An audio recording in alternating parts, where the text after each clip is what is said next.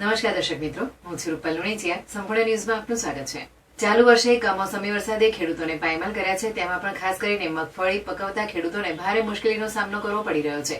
ત્યારે રાજ્ય સરકાર દ્વારા આ અસરગ્રસ્ત જ નહીં પરંતુ તમામ ખેડૂતોની વહારે આવીને ટેકાના ભાવે મગફળી ખરીદવાનો નિર્ણય કરાતા હાલ 1452 રૂપિયાના ટેકાના ભાવે મગફળીની ખરીદી કરતા ખેડૂતોએ રાહતનો શ્વાસ લીધો છે. પરંતુ નવાઈની વાત એ છે કે સરકારે ગઈકાલે એટલે કે તારીખ 9 નવેમ્બરથી ટેકાના ભાવે મગફળી ખરીદવાની વિવિધ સેન્ટરો પર શરૂઆત કરી દીધી છે. ત્યારે આદિવાસી વિસ્તારમાં હજી આજે મગફળી ખરીદવાનું મુહૂર્ત કરી કામ આટોપી લેવાયું છે. આજે મુહૂર્તની ખરીદીમાં બચેડિયાના એક ખેડૂતે 71 બોરી ટેકાના ભાવે મગફળી આપી મુહૂર્ત કરાવતા કપરી પરિસ્થિતિમાં પણ રાજ્ય સરકારે 1452 રૂપિયાના ટેકાના ભાવ જાહેર કર્યા છે. તેને લઈ ખુશી વ્યક્ત કરી હતી.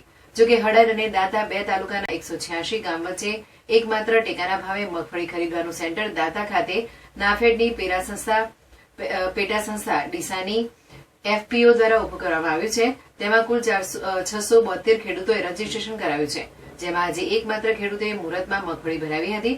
મેનેજરના જણાવ્યા પ્રમાણે રોજના 20 જેટલા મેસેજ છોડીને ખેડૂતોને બોલાવવામાં આવે છે, પણ 20 થી 25 દિવસમાં આ ખરીદી પૂર્ણ કરવાનું શાંતિભાઈ ચૌધરી, મેનેજર બનાસ FPOએ ડીસાવાળા જણાવી રહ્યા છે. ખેડૂતો હજી ખળામાં પોતાની મગફળીની સફાઈ કરતા હોવાના કારણે ખરીદ સેન્ટર ઉપર લાવી નથી રહ્યા. જેમ ખેડૂતો આવશે તેમ ખરીદી કરાશે, તેમ મેનેજરે ઉમેર્યું હતું.